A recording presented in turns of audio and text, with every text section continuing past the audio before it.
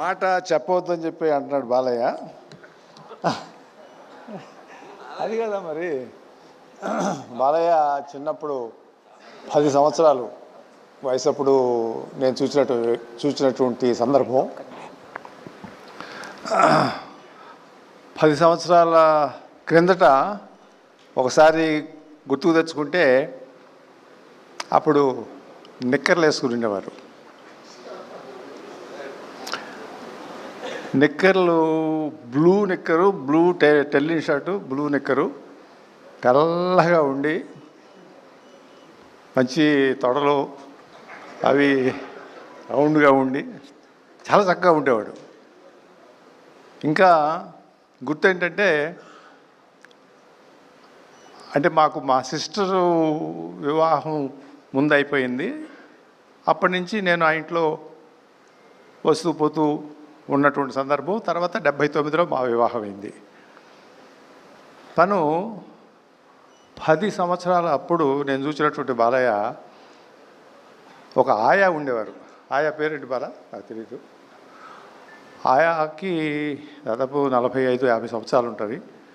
పెద్ద ఆవిడ బాగా చూసుకుంటూ ఉండేది. బాలయ్య ఆ ఆయాను పట్టుకుని నువ్వు సత్యభామని నేను శ్రీకృష్ణుడు అని చెప్పి శ్రీకృష్ణుడు డైలాగ్స్ అన్నీ ఆ సత్యభామని చెప్పేసేసి ఆవిడ వెనకమాల పడతా చూశాను నేను.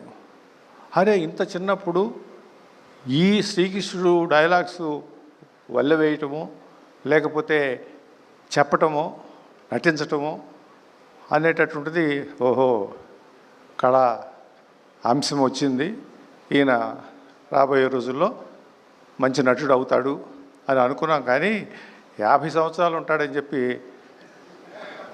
అనుకోలే. 50 సంవత్సరాలు సామాన్యం కాదు. ఒక రంగంలో, అది కళారంగంలో మెప్పించటము ఒప్పించటము అదే స్థాయిలో నిలబడటం అనేటటువంటిది మనిషిలో కృషి ఉండాలి, పట్టుదల ఉండాలి, దీక్ష ఉండాలి.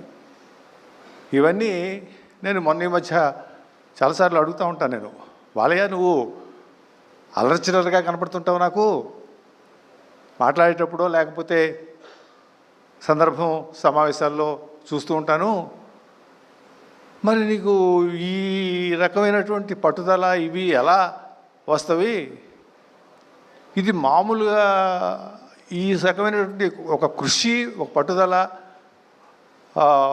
ఒక రకమైనటువంటి ఆ దీక్ష లేకపోతే రావే అంటే నేను తెల్లారి 3 గంటలకు లెగుస్తాడు కదా, అప్పుడు వల్లు వేస్తాను.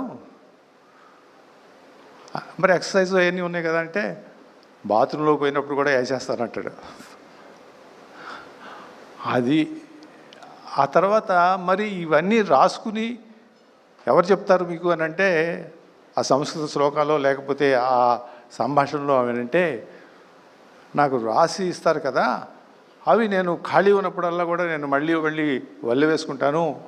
ఈ వల్లె వేసుకోవటం అనేటటువంటిది 50 సంవత్సరాలు చేయటం అనేటటువంటిది చాలా గొప్ప విషయంగా నేను నాకున్నటువంటి అనుభవంతో నేను ఒక జీవితం చూశాను. కాబట్టి తప్పకుండా ఒక కృషి అనేటటువంటిది, ఒక పట్టుదల అనేటటువంటిది, ఒక దీక్ష అనేటటువంటిది లేకపోతే ఇది సాధ్యం కాదు. చాలామంది చెప్తారు కదా సినిమాల గురించి, ఏది నరసింహనాయుడు లేకపోతే ఈ మధ్య వచ్చినటువంటి అఖండ, మిగతావి లెజెండో ఏదో చెప్తూ ఉంటారు. నాకు నచ్చినటువంటి చిత్రం గౌతమిపుత్ర శాతకర్ణ. నేను కొంచెం హిస్టరీ బ్యాక్గ్రౌండ్ నాకు ఇంట్రెస్ట్ కాబట్టి, అదే కాకుండా ఆ రకంగా గౌతమిపుత్ర శాతకర్ణ అనేటటువంటి ఒక క్యారెక్టర్ చేయటం అనేటటువంటిది అంత ఈజీ అనేటువంటిది కాదు. అది నేను చూసినప్పుడే వెంబటే చెప్పాను వాళ్ళకి. ఎక్కడ చీరాల్లో చూశాను నేను. ఆ రకంగా ఆ పాత్రలోకి వెళ్ళిపోయాడు. తనే గౌతమిపుత్ర శాతకర్ణ అని చెప్పి అనుకున్నాడు. మళ్ళీ అతను పుట్టాడు అనేటటువంటి విధంగా నాకు అనిపించింది. నేను ఇంకొక మాట కూడా చెప్పాను. అది ఆ చెప్పటం అనేటటువంటిది కొంచెం ఎక్కువ అయ్యి ఉన్నా కూడా ఎన్టీ రామారావు గారు ఈ పాత్ర వేయాలి అన్నా కూడా ఈ రకంగా ఉన్నదేమో అనిపిస్తుంది బాలయ్య నాకు. ఆ రకంగా నువ్వు ఈ పాత్రలోకి వెళ్ళిపోయావు నువ్వు. ఇది నాకు అన్నిటికంటే కూడా నచ్చినటువంటి పాత్ర. ఎందుకంటే హిస్టరీని డిపిక్ట్ చేస్తున్నప్పుడు ఆ కాలం 2000 సంవత్సరాల క్రితం పాత్ర అది. ఆనాటి పాత్రని తీసుకుని మలిచి దాన్ని అవగాహన చేసుకుని దానిలోకి వెళ్ళిపోయి ఒక దీక్ష పట్టుదలతో చేసినటువంటి చిత్రంగా నేను భావించాను. మరి సరిపోద్ది అనుకుంటాను. Thank you very much for calling me and I wish you all the best. And next జనరేషన్కి ఛాన్స్ ఇవ్వండి. మనం 50 సంవత్సరాలు అయిపోయింది. అది లోకేష్ చదువుతున్నట్టే అర్థం. ఆయన కూడా అదే ఉద్దేశం, నెక్స్ట్ జనరేషన్కి ఛాన్స్ కావాలని చెప్పి అడుగుతూ ఉంటారు. కాబట్టి let us wish the next generation to move forward and then take the reins. Thank you very much.